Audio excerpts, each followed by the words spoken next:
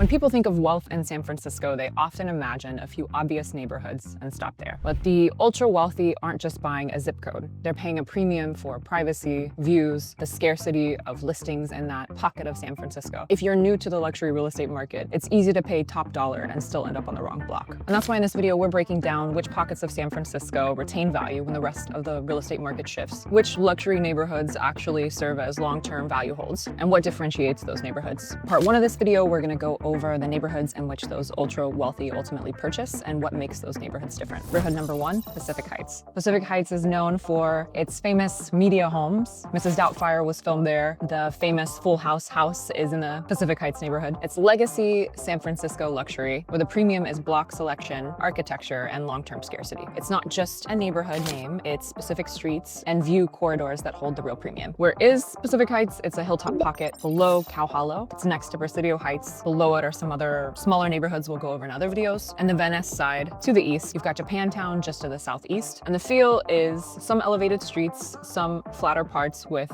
commercial districts. A lot of restaurants, bars, shops close around 9 p.m. So it's pretty sleepy on some streets, although others are main thoroughfares like Bush. Of course, many of the trophy homes on Billionaires Row on Broadway Street are protected from street noise. The homes are purposely far back from the front of the lot. So privacy is part of that value. And the highest price homes, of course, are single family detached structures, not ones that are converted into tenancy in common units. Who lives here? Long-term owners, high net worth individuals, founders, and long-term wealth that wants San Francisco prestige with the daily convenience of being in the center of commercial districts, having access to sleepier commercial streets, and quick accessibility to downtown San Francisco. Homes look like restored Victorians and Edwardians. Converted units in those buildings are sold as TICs or condos if they've gone through the full condo conversion. And of course, you pay a premium for views, parking, having a yard, having some green space, especially having private outdoor space, being next to the parks, being on a slower street within Pacific Heights. So let's talk about the numbers for a second. In Pacific Heights, in the last 12 months, the median sold price of a detached single-family home, not a TIC or condo, was $7 million. The highest sold property in the last 6 months was $14 million. The most affordable home for sale right now in Pac Heights is $4.3 million. It's not a TIC or condo, it's a standalone single-family home. So right now, 2070 Bush Street is listed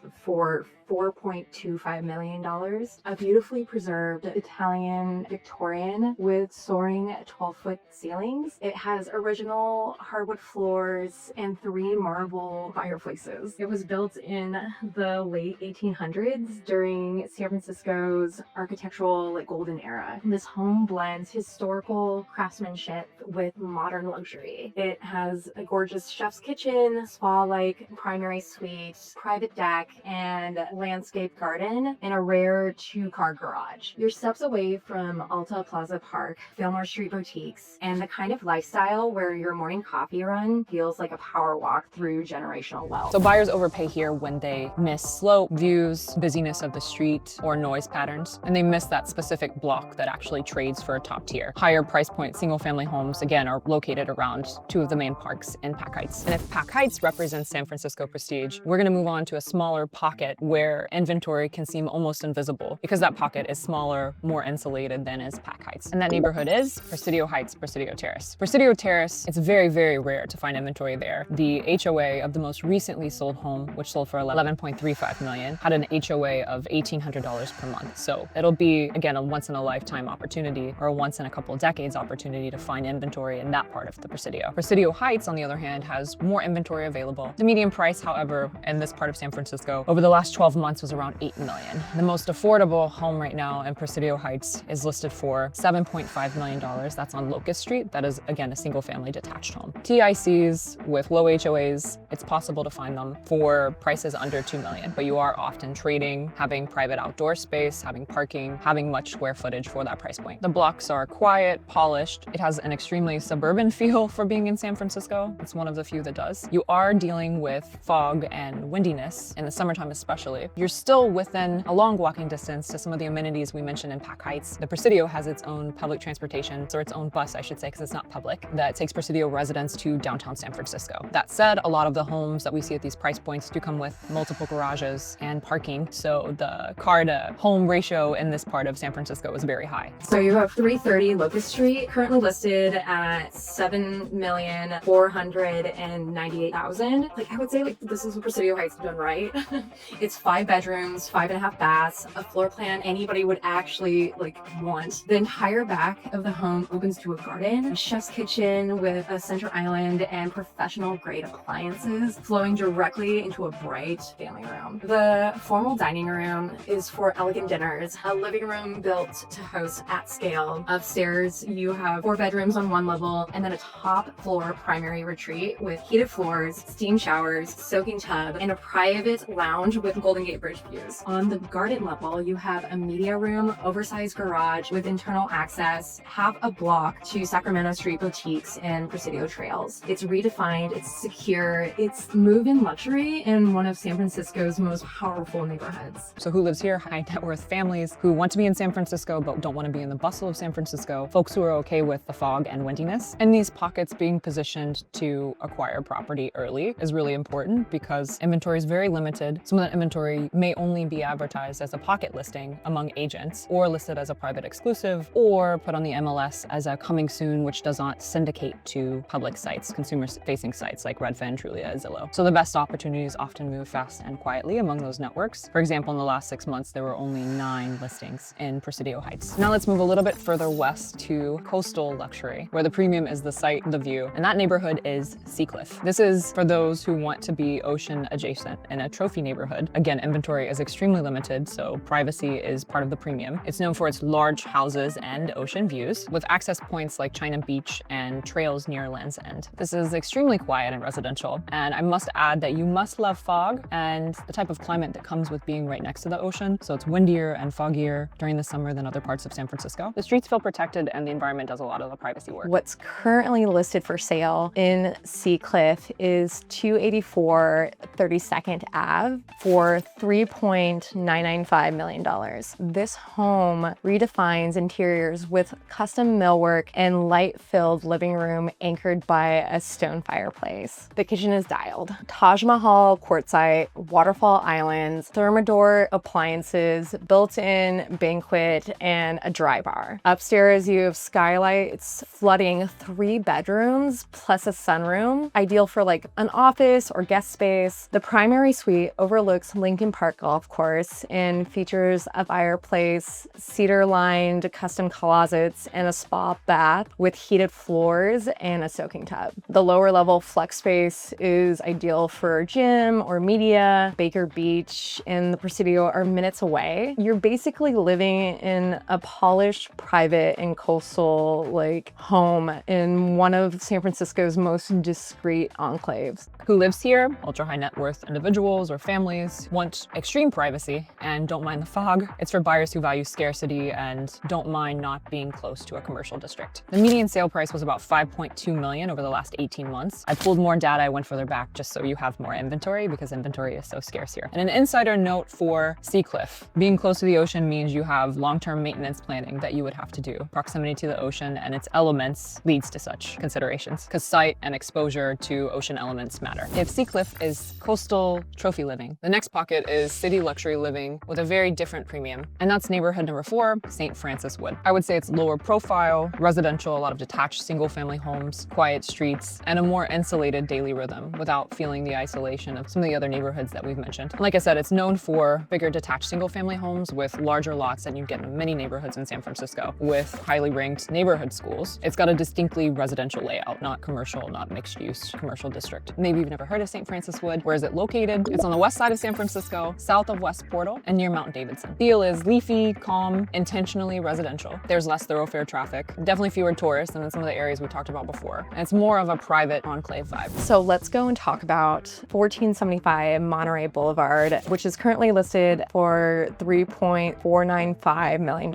I actually had the opportunity to walk this entire property. It's a fully detached Spanish revival on a prominent corner with ocean views. Inside, you get scale and drama. A formal foyer anchored by a statement chandelier and a sunken living room with a gorgeous fireplace. It has rich vintage hardwood floors framed by gracious archways. The kitchen is fully remodeled and opens to a bright breakfast area, while the formal dining room is built for real entertaining. Upstairs offers 3 formal bedrooms, multiple balconies and decks, bringing in light and air on every level. Outside, it has a landscape park-like backyard with curvilinear patio and a serene pond, some rare privacy in San Francisco. It's on the corner of St. Francis Wood. This isn't just a home, it's a trophy corner in one of the city's most architectural protected neighborhoods. So let's talk about what's recently sold in St. Francis Wood, which is 345 Santa Clara Ave, which sold for $3.45 million. It's a colonial revival with timeless architecture. This home has a dramatic central staircase, arched doorways, crown moldings, hardwood floors, and expansive windows that flood the home with natural light. The formal living room with wood-burning fireplaces flows into an elegant dining room made for entertaining. The remodeled Eden Chef's Kitchen features slab quartz counters, stainless appliances, and open flats to a professional landscape brick patio and lush garden. Upstairs, you have ocean views framing 3 of the bedrooms, including a spacious primary suite. You have expansive 2-car garage, which is crazy to say because it is San Francisco and you don't get that as often, and a prime location steps from Terrace Green Park, Stern Grove, and West Portal Village. This neighborhood was master planned around 1912, designed by architects like Julia Morgan and Bernard Maybeck. Some baseball legend Willie Mays famously bought here, breaking racial barriers during a time when housing discrimination was still very real. There were efforts to block the sale, and guess what? He moved in anyways. This moment wasn't just about real estate, it was about progress, about belonging, and rewriting who gets to live in prestigious neighborhoods like this. Today, St. Francis Wood represents legacy homes, wide landscaped streets, and architectural permanence, but it also represents how the definition of prestige evolved and who helped shape it. Who lives here? High-income owners and expanding families who want space and privacy while still being in San Francisco. Here you have the detached single-family homes with bigger footprints, bigger yards, and more common garage setups than some of the north side pockets that we've talked about. The median sale price for homes in St. Francis Wood in the last 12 months was $3.75 million. So still not significantly lower than the other neighborhoods we've highlighted, but the ranges of homes sold tend to be fewer outliers. This is one of those lifestyle match neighborhoods. Do you want to be a little bit more isolated? Are you okay with living in a little bit more fog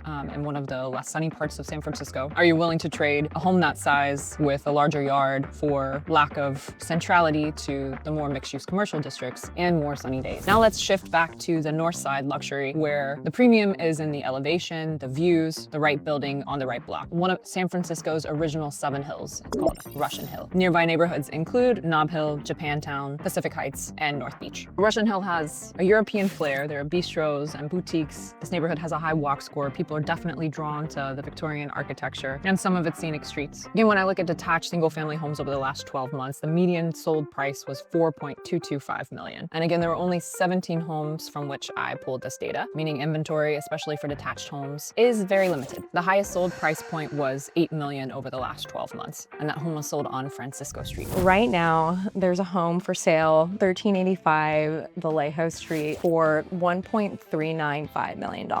It's a lower price point in comparison to the other homes that we've talked about. It's a 3-bedroom, 1.5 bath, TIC in a 2-unit building with low HOA dues and fast-tracked condo conversion potential. Inside, you get brand new oak floors, fresh electrical throughout, and a cozy gas fireplace anchored to the main living space. But what really separates this one, I can definitely say it's the flow. The main level opens directly to a private deck, and from there, you step down into your own south-facing brick garden with mature trees. Rare outdoor space, private, quiet, sun exposure that's hard to find in the city. And when I talk about sun exposure, I'm talking about Russian Hill is like known to be the sunniest spot in San Francisco. There's also a 2-room flex studio with a full bath, perfect for a home office, guest suite, gym, or creative space with its own separation. Now that we know where the ultra-wealthy concentrate in San Francisco, let's let's talk about what it takes to secure a house in these neighborhoods. And looking at transaction history in these exclusive areas, cash is more common than you think. And there are a couple of reasons for this, but one, conventional loans for single family homes in San Francisco are capped at $1.249 million. When we compare cash to conventional loan options or any loan option that requires appraising properties that are very specific to a block, requires a specialty appraiser. And there is indeed more risk when the lender does not choose the appraiser in coming up with a valuation that is truly reflective of that block, that special pocket of San Francisco. Cash is king, and there are various places from which this cash can be sourced. We look at places like the Gold Coast on Broadway and Pacific Heights. We look at places where inventory is extremely restricted, like Presidio Terrace and Presidio Heights. The $10 million plus purchases are most definitely cash or sourced from financial resources that are treated like cash and not a loan. Because inventory of ultra luxury in San Francisco is extremely constrained, you want every bit of leverage that you can have in a transaction and making an offer. When a true yes home hits because of location, you don't want to be constrained to underwriting under a lender. So where does this liquidity come from? A lot of people assume in San Francisco it must be tech workers with their IPO money, and that's not always the case. There's a lot of generational wealth, there's inheritance money, there are folks who are borrowing against their restricted stock units. There are institutions such as First Republic Bank and Silicon Valley Bank, RIP, that would qualify tech workers for loans based on 75% of the value of their restricted stock units. Since 2025, especially with a lot of these pre-IPO AI companies like SpaceX, OpenAI, Stripe, they're now platforms for those secondary markets where buyers can be matched with the sellers of these stocks, and that's allowing them to have a large amount of liquidity to be able to purchase homes in these ultra luxury pockets of San Francisco. Yeah, so not all cash is truly cash. If you're looking at a fixer property, hard money loans have been treated in that way. There are also people taking out margin loans against their stock portfolios. It's riskier because if your portfolio value goes down, you may experience a margin call and then owe money from that borrowed margin. Of the platforms that allow you to do that, I think Interactive Brokers probably offers the cheapest margin loan interest rates. The more you borrow, the lower the interest rate to qualify for a loan. So again, not on the subject of cash, but jumbo financing is another option when the limitations on conventional financing